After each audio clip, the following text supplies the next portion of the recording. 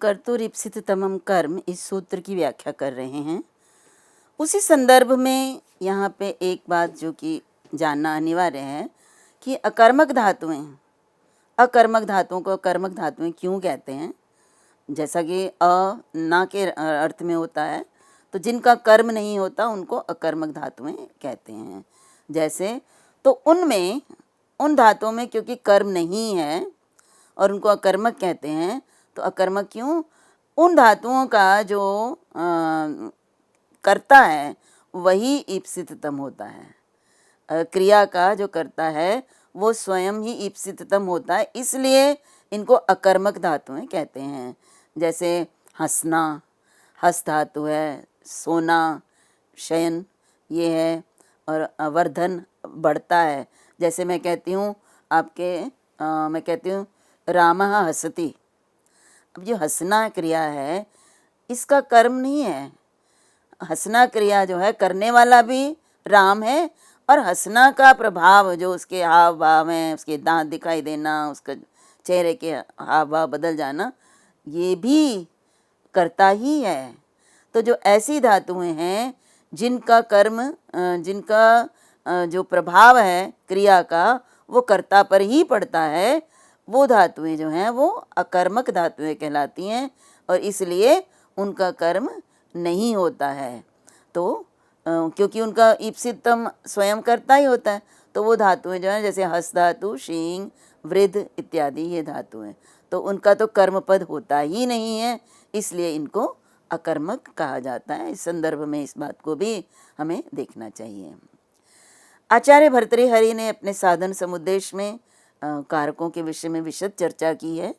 तो कर्म कारक के विषय में जो कारिका आचार्य भर्तृहरि ने दी है अपने वाक्यपदीय के तृतीय कांड के चतुर्थ भाग में, तो वो है निर्वर्त्यम च विकार्यम च प्राप्य चेति त्रिधा मतम तब त्रिप्सिततमं कर्म चतुर्धा अन्यत्तु कल्पितम। तो यहाँ भी देखिए इन्होंने कहा कि कर्म 3 प्रकार का होता है। इन्होंने अपनी व्याख्या, क्योंकि व्याकरण दर्शन का ये ग्रंथ है भर्तृहरि का वाक्यपदीय, व्याकरण में किस प्रकार से दार्शनिक जो तत्व प्राप्त होते हैं, तो यहाँ पे इसी संदर्भ में यहाँ कर्म कारक के विषय में उन्होंने 3 दिए हैं अर्थ। एक दिया निर्वर्त्य कारक कर्म, दूसरा विकार्य कर्म, और तीसरा जो है वो प्राप्य कर्म। तो कर्म के 3 प्रकार हैं, और तत्र ईप्सिततमं कर्म, यही ईप्सिततम कर्म है और चौथा कोई है नहीं है।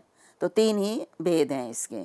तो अब देखिए इनके वो उदाहरणों से आपको स्पष्ट करना चाहती हूँ मैं।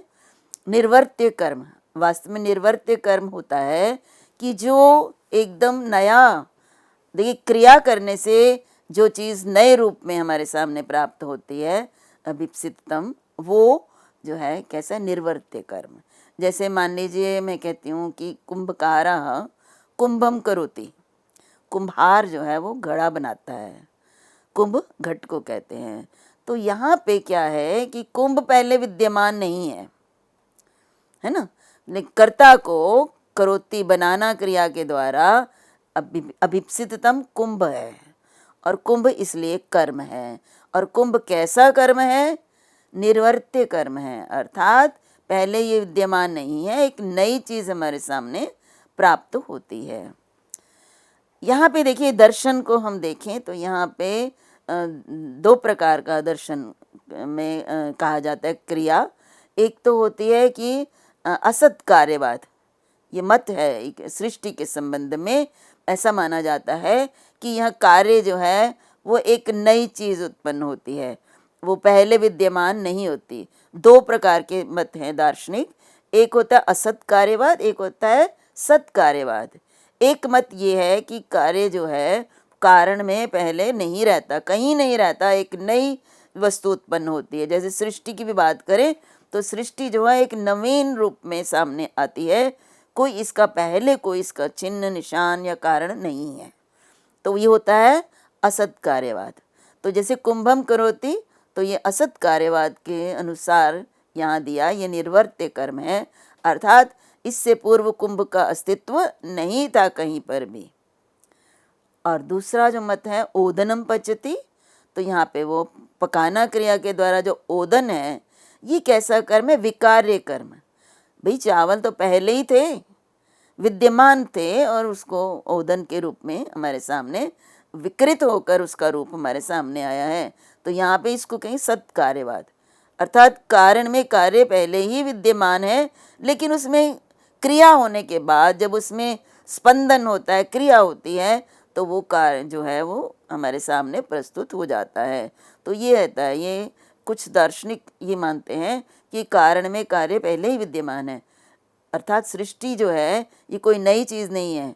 अगर हम वैशेषिक दर्शन की बात करें तो वैशेषिक दर्शन के अनुसार जो विशेष नाम का पदार्थ है वो अणुओं के रूप में बहुत ऐसा सूक्ष्म रूप है। हर वस्तु कोई नष्ट नहीं होती है। उनका कहना है कि दुनिया में कोई भी चीज़ जो है जिसकी उत्पत्ति हुई है वो पूर्णतया नष्ट नहीं होती है, अपितु उसका सबसे छोटे से छोटे अणु के रूप में वो हम रहती है इस दुनिया में।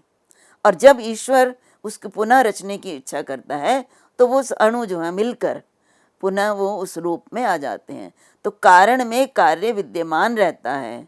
ओदन, तंडुल में ओदन चावल में विद्यमान है पहले से, लेकिन उसमें पचती क्रिया जब की गई तो वो ओदन हमारे सामने उपस्थित हो गया। ऐसा नहीं कि ओदन कोई नई वस्तु जो कभी है ही नहीं थी, उस चावलों को ही तो उन्होंने परिष्कृत किया है।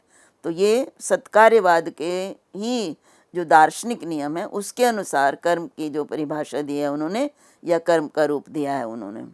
इसी तरह तीसरा है प्राप्य कर्म। प्राप्य कर्म वो होता है कि जो जिसमें कोई ना परिवर्तन नहीं होता है किसी तरीके से, जैसे चित्रम पश्यति, चित्र को देखता है। अब ये देखना क्रिया के द्वारा अभीष्टतम क्या है? चित्र। तो चित्र जो है वो ऐसा कर्म है जिसको तुम देखोगे, देखना क्रिया से उसके स्वरूप में कोई अंतर नहीं आएगा, वो तो वैसा ही रहेगा। तो देखना क्रिया के द्वारा जो चित्र है ये कैसा कर्म है? प्राप्य कर्म है। तो इस प्रकार से उनके अनुसार ये जो हैं कर्म के 3 प्रकार हैं। अब अगला सूत्र इसी कर्म के प्रसंग में ही है, और किसकी कर्म संज्ञा होती है। पहला सूत्र मैंने आपके सामने रखा, ईप्सितम जो कर्ता को वो। अब दूसरा इसी का विपरीत है, तथा युक्तम च अनिप्सितम, अनिप्सितम, तथा युक्तम च अनिप्सितम। अर्थात तथा युक्त एक शब्द है और च और अनिप्सितम 3 शब्द इसमें भी हैं। च और अनिप्सित को संधि की है, दीर्घ संधि, तो चा अनिप्सित हो गया। अब काशिकाकार ने इसको स्पष्ट करते हुए कहा तथा युक्तम का क्या अर्थ है, ये जानना जरूरी है ना। तो उन्होंने कहा येन प्रकारेण कर्तुरीप्सिततमं क्रियया युज्यते तेन एव चेत प्रकारेण यद अनिप्सितम युक्तम भवति तस्य कर्म संज्ञा भवति।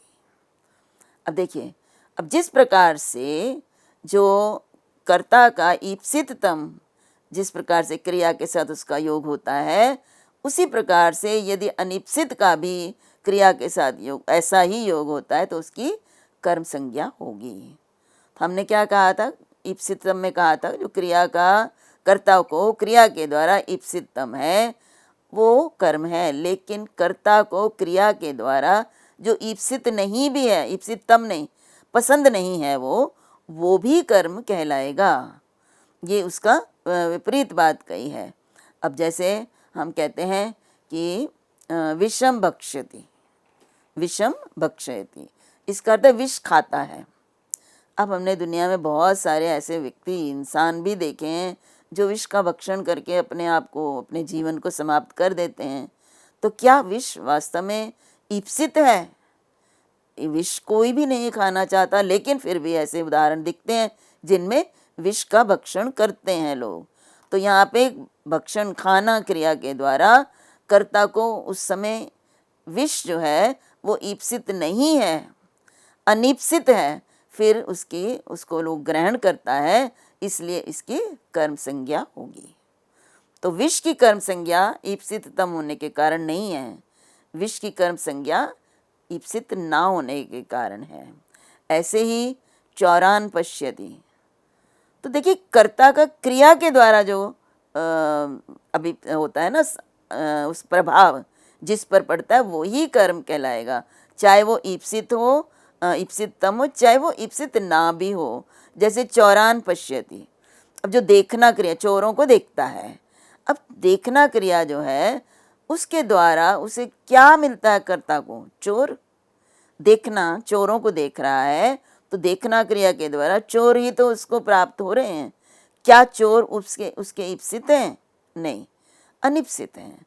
तो अनिप्सित होने के कारण भी, अनिप्सित होने पर भी वो दर्शन उसको चोरों के हो जाते हैं। इसलिए चोर जो है वो क्या है?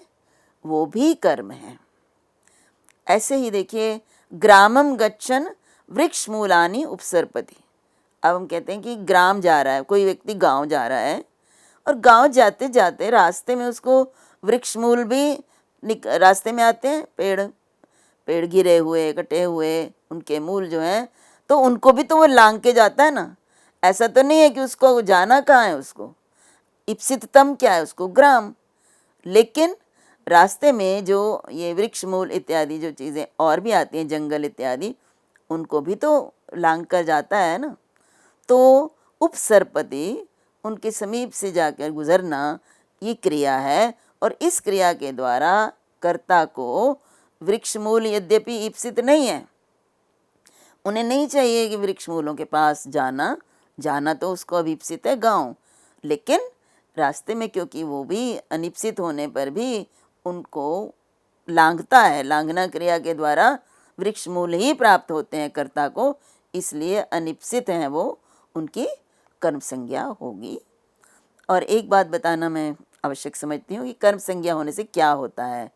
जब भी हम कर्म संज्ञा करते हैं तो फिर कर्मणि द्वितीया, जो विभक्ति प्रकरण में सूत्र है, उससे द्वितीया विभक्ति का प्रयोग होता है। इसीलिए जितने भी मैंने आपके सामने कर्म के उदाहरण दिए हैं उनमें विभक्ति का प्रयोग किया गया प्राप्त होता है।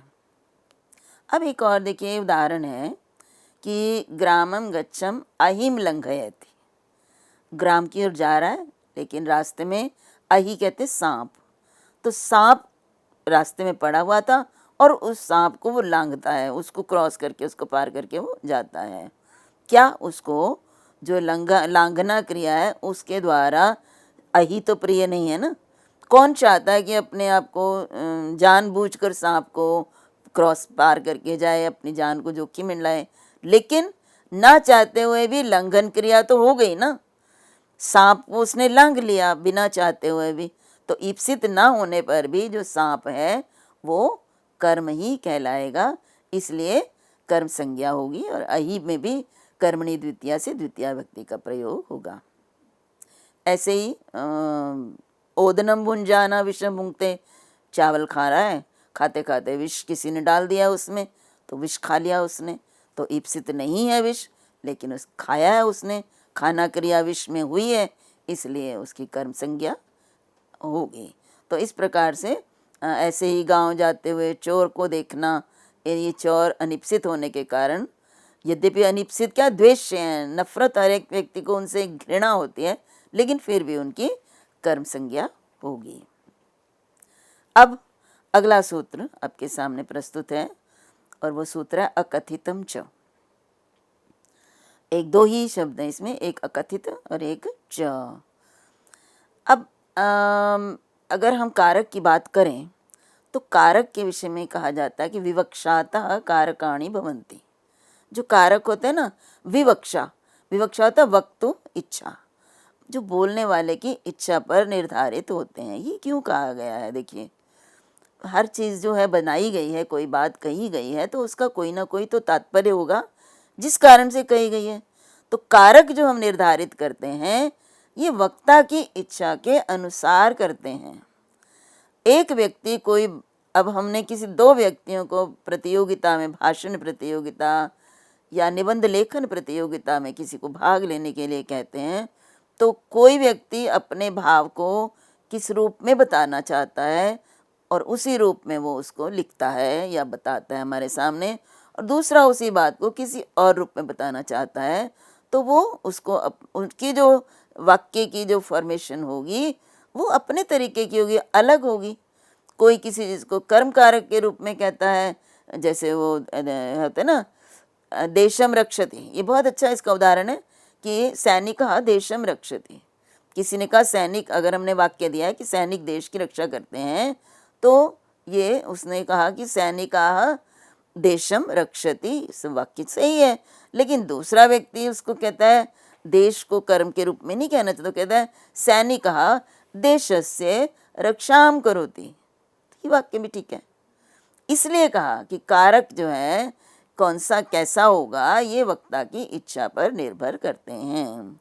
इसीलिए ये सूत्र है अकथितम च, जिसका अर्थ है जो कारक अकथित होता है वो कर्म संज्ञक होता है, उसकी कर्म संज्ञा होती है। अब जो कारक अकथित होता है, मैंने कहा वक्ता की इच्छा पर निर्धारित होते हैं कारक, उन पर निर्भर करते हैं। तो इसका मतलब है कि जैसे बाकी कारक हो चुके, जैसे अधिकरण है, फिर उसके बाद आपका अपादान है, उसके बाद आपका करण है, ये जो जितने भी हैं या संप्रदान हैं, ये कारक बताए गए हैं। और अगर कोई व्यक्ति इन कारकों का प्रयोग ना करके और कहे मैं तो कर्म कारक के, क्योंकि इसका मतलब अकथित कारक की कर्म संज्ञा होती है, तो मैं एक इसको भी कर्म के रूप में कह लेता हूँ। इनको अकथित है, मतलब नहीं कहना मुझे, इन कारकों को ना कहकर मैं उसको कर्म के रूप में कह लूँ, तो ये एक अव्यवस्था हो जाएगी। अगर कोई व्यक्ति फिर किसको भी संप्रदान के रूप में नहीं कहेगा, कर्म के रूप में कहेगा, कोई अपादान को नहीं कहेगा, तो ये जो है अर्थ का अनर्थ हो जाएगा, अर्थ का स्पष्टीकरण नहीं होगा। तो इसलिए यहाँ पर केवल मात्र ये कह देना कि जो भी अकथित कारक है उसकी कर्म संज्ञा होती है, तो उसके लिए जाना है कि केन अकथितम, किसके द्वारा अकथित, अकथित में ना कहा गया। तो उसके लिए देखिए कुछ धातुएं हैं हमारे भाषा में, हमारे संस्कृत भाषा में नियम है कि हर एक के कारक जो अकथित नहीं कहलाएगा और उसकी कर्म संज्ञा नहीं होएगी, अपितु कुछ धातुएं हैं जिनका परिगणन काशिकाकार ने किया है। और काशिकाकार ने कहा कि उन्होंने पहले कहा अपादानादि भी, अब अकथित का अर्थ भी जानना है ना, कि अपादान आदि जो कारक हैं उनके द्वारा कथित नहीं हो। जैसे मैंने अभी आपको बताया कि अपादान आदि के द्वारा अगर हम नहीं कहना चाहते हैं तो उसकी कर्म संज्ञा हो जाएगी, हम नहीं लगाना चाहते अपादान, और इसी कारण से एक अव्यवस्था भी हो जाएगी। कोई तो वाक्य जो कोई किसी वाक्य में किस कर्म बना के लगाएगा, कोई अधिकरण के रूप में लगाएगा, कोई उसके बाद अपादान के रूप में मानेगा, कोई विभक्ति लगाएगा, कोई। लेकिन परिगणनम कर्तव्य उन्होंने कहा है कि परिगणन करना है कि कहाँ पर अकथित कारक होगा। तो वो एक कारिका दी है आचार्य काशिकाकार ने, और वो कारिका है दुही याचि रुधि प्रच्छि भिक्षि चियाम उपयोग निमित्तम अपूर्व विधौ ब्रुवि शासि गुणेन च यत् सचते तद अकीर्तितम आचरितम कविना। कवि यहाँ पे उसके लिए कहा है सूत्रकार। तो इन्होंने कहा कि कुछ धातुएं देखिए गिनाई हैं। उन्होंने कहा है दुह धातु, याच धातु, रुद्ध धातु, प्रच्छ धातु, भिक्ष धातु और चींग धातु, ची धातु चुनना। और दूसरी पंक्ति में दिए भ्रू धातु, उसके बाद जो है विष धातु, तो नहीं भ्रू धातु और शास धातु, ये धातुएं हैं। और कुल मिलाकर अगर देखा जाए तो ये धातुएं 8 धातुएं बनती हैं। तो इन 8 धातुओं के द्वारा, इनके द्वारा, इनका प्रयोग होने पर जो अकथित होगा, जिसको हम अपादान आदि को नहीं कहना चाहेंगे, तो वो अकथित कहलाएगा। ये जो जिस वाक्य में इन धातुओं से बने हुए क्रियाएं होंगी, तो उन क्रिया जो बताई गई हैं, इनके योग में जो अपादान आदि कारक हैं, उनसे हम अपनी बात को ना कहकर उनका प्रयोग ना करेंगे और वो अकथित कहलाएगा, और उसको हम कर्म कारक के रूप में प्रयुक्त करेंगे। तो इसको अब समझने के लिए अब ये देखिए उदाहरण, अब यहाँ पे इस कारिका का या इस पंक्ति में जो दिए गए हैं अन्य शब्द, उनको समझने पर ही हम इसका सूत्र का अर्थ जो है समझ पाएंगे। तो उन्होंने कहा है कि ये जो धातुएं हैं ना, पूर्व कारिका में दी गई हैं धातुएं, इनके उपयोग का निमित्त अकथित कहलाता है। अकथित होता क्या है ना, इसको पारिभाषिक रूप में हमें समझना है कि अकथित के कौन होता है, कथित क्या होता है। तो ये जो धातुएं हैं ना, इनका उपयोग, इनका उपयोग मीन्स इन धातुओं के लिए का प्रयोग जिसके लिए होता है, उपयुज्यते। देखिए इन्होंने दिया है कि उपयुज्यते इति उपयोगः। उपयुज्यते जिसका उपयोग किया जाता है उसको उपयोग कहते हैं। और वो क्या है, पयः प्रभृति। देखिए अब पयः दूध जो है, ये इसको उपयोग कहा गया है। बड़े इसको थोड़ा सा इसके अर्थ को समझना है, उदाहरण लेकर समझते हैं। हम कहते हैं कि गाय का दूध दुहता है या गाय से दूध दुहता है, तो यहाँ गोः पयः दुग्धी, ठीक है। अब पयः देखिए दोहन क्रिया, दुह धातु है, देखिए इसमें पहली ही धातु है दुह धातु, तो दुह धातु से बना हुआ यहाँ पे जो क्रिया है वो है दोग्धी, दुहता है ना। अब ये दुहता है तो दुहता का प्रयोग कहाँ दिख रहा है, किसको दुह रहा है, पयः दूध को। तो दूध जो है वो इसका प्रयोग, जो दुह का प्रयोग, दोहन का प्रयोग दूध के लिए हो रहा है। और दूध का निमित्त क्या है, दूध का निमित्त है गो, गाय। भाई कहाँ से दूध मिलेगा, दूध दोहना, दोहना क्रिया का उपयुज्यमान जो है वो दूध है। और दूध का निमित्त क्या है, दूध किससे प्राप्त होगा हमें, गाय से। तो ये जो गो है ये क्या है, ये अकथित है। तो इस तरह से हमें समझना पड़ेगा। जैसे इसी तरह से देखिए, मान लीजिए दूसरा, मैं दूसरे उदाहरण से भी आपको समझाती हूँ। याच, याच धातु है ना, तो यहाँ पे होगा कि ब्राह्मण जो है वो भिक्षा मांगता है, ठीक है। या हम इसको कहें कि याचक ब्राह्मण से भिक्षा मांगता है, ऐसे कर लेते हैं। तो यहाँ पे याच धातु, मांगते के लिए याच धातु, याचते, ठीक है। और कौन मांग रहा है, याचक। किससे मांग रहा है, ब्राह्मण से। क्या मांग रहा है, भिक्षा। अब यहाँ पे जो मांगना क्रिया है, ये याच धातु से बनी जो मांगना क्रिया है, उसका उपयोग किस में है, भिक्षा में। उपयोग मीन्स जैसे हमने मांगना क्रिया किस में संपन्न होगी, भिक्षा में। भिक्षा ही तो है जो कि एक जगह से जाके दूसरी जगह पर आएगी, तो मांगना क्रिया का उपयोग जो है वो भिक्षा में होता है। और भिक्षा का निमित्त कौन है, किसके लिए वो मांग रहा है, किसके लिए मांग रहा है, तो वो मांग रहा है जो है, हमने कहा ना कि ब्राह्मण याचक के लिए। तो ये जो याचक है ये निमित्त है भिक्षा के मांगने का, तो भिक्षा का निमित्त याचक है, तो इसलिए ये याचक अकथित है। तो क्योंकि जब तक हम अकथित नहीं समझेंगे तब तक हम अकथित कारक की कर्म संज्ञा होती है ये हम नहीं जान पाएंगे। तो इस कारिका के माध्यम से उन्होंने कहा कि अकथित कौन होता है। इसी तरह से अगली पंक्ति में और धातुओं के विषय में भी कहा कि ब्रू धातु, शास धातु जो है, इनके जो साधन है धर्म, जैसे हम कहते हैं ना धर्मम ब्रूते, धर्म का उपदेश देता है, या धर्मम शास्ति, धर्म का जो है उसमें भी शासन में सिखाता है, धर्म सिखाता है। तो धर्म जो है ये क्या है, ब्रू धातु और शास धातु का जो साधन है। और ये किसके लिए, इनका निमित्त क्या है, जिसके लिए धर्म का उपदेश दिया जाए वो जो है वो क्या कहलाएगा, अकथित कहलाएगा। धर्मम ब्रूते, अब धर्म किसको कहता है, धर्म किसके लिए कहता है, जिसके लिए भी कहता है। जैसे बालकम धर्मम ब्रूते, तो ये जो बालक है ये धर्म का निमित्त है।